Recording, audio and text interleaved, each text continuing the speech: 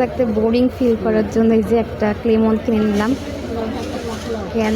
আর বাসা থেকে তো আমরা মোজো নিয়ে আসছিলাম, মনটাও ঠান্ডা হবে। আর মোজো নিয়ে আসছে বাসা থেকে, ওটার মনে হয় গরম হয়ে গেছে এতক্ষণ ধরে 1.5 ঘন্টা দিয়ে বসে থাকতে থাকতে।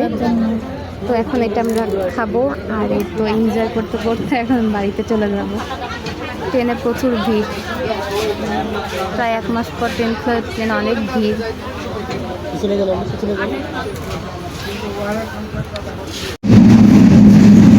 এই তো বাড়ি যাচ্ছে। আর গ্রামের প্রকৃতি দেখতে আমার অনেক বেশি ভালো লাগে। তো এই কয়দিন তো অনেক বেশি মিস করেছি, আরও আগে যাওয়ার কথা ছিল। আর দেখেন ধান লাগানো হয়ে গেছে, আর মাশাআল্লাহ আমার হাতের রংটা দেখেন, মেহেদির রংটা অনেক গাঢ় হয়ে গেছে। আর আকাশটা মাশাআল্লাহ অনেক সুন্দর লাগছে।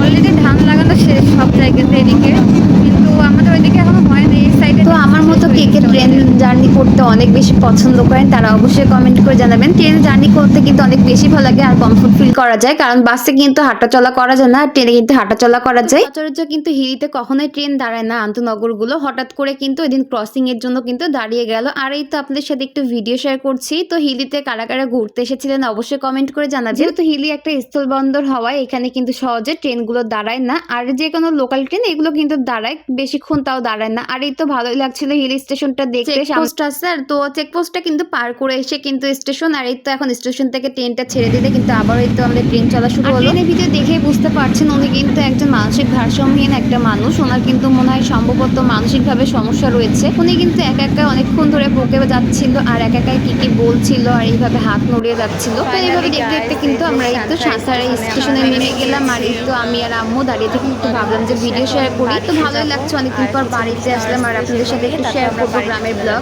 আর এই তো এখন কিন্তু ট্রেনটা ছেড়ে দিবে। ট্রেনটা কিন্তু ক্রসিং এর জন্য এখানেও দাঁড়িয়েছিল আর আমরা কিন্তু ওভারব্রিজের উপর থেকে আপনাদের সাথে একটু ভিডিও শেয়ার করব। তো এখানে কিন্তু প্রচুর ভিড় হয়, আর যেহেতু এটা জংশন এখানে কিন্তু অনেক ট্রেন যায়, তো এখানে কিন্তু সব ধরনের ট্রেনই যায়। আর এই তো এখন কিন্তু ট্রেন ছেড়ে দিবে দেখে কিন্তু সবাই দৌড়াদৌড়ি করছে। আর অনেকদিন পর বাড়িতে আসলাম, অনেক ব্লগ আসবে, কিছু কাজে বাড়িতে আসা, সেগুলো তো অবশ্যই শেয়ার করবো। আর দেখেন স্টুডেন্টরা কত সুন্দর করে এখানে আর্ট করেছে, এত সুন্দর লাগছিল, যা দেখে অনেক বেশি ভালো লাগলো।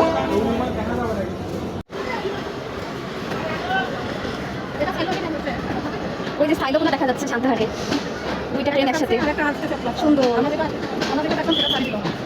আমরা আসলাম এদিকে ট্রেনটা, আর এটা হচ্ছে আসতে এটা দিনাজপুরের দিকে যাবে, এটা আন্তনগর ট্রেন।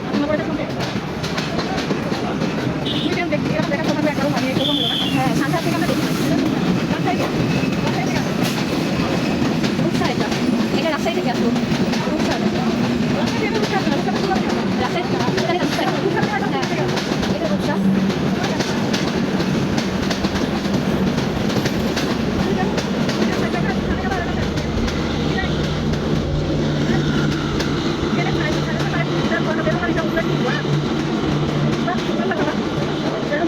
তো ট্রেন গেল আর এই তো আমরা এখন বাড়ির উদ্দেশ্যে রওনা দিব। এই তো রেলগেটে এখানে দাঁড়িয়ে রয়েছে রিক্সার জন্য, তো রিক্সা পেলে কিন্তু আমরা বাড়িতে চলে যাব। আর পরবর্তী ভিডিওগুলো দেখার জন্য অবশ্যই আমার পেজটা ফলো দিয়ে রাখবেন, চ্যানেলটা সাবস্ক্রাইব করে রাখবেন। আজকের ভিডিওটা এখানে শেষ করব। সবাই ভালো থাকবেন, সুস্থ থাকবেন, সবার জন্য অনেক বেশি দোয়া ও ভালোবাসা রইল। আমার জন্য দোয়া করবেন, আমার ফ্যামিলির জন্য দোয়া করবেন। আল্লাহ হাফিজ, আসসালামু আলাইকুম।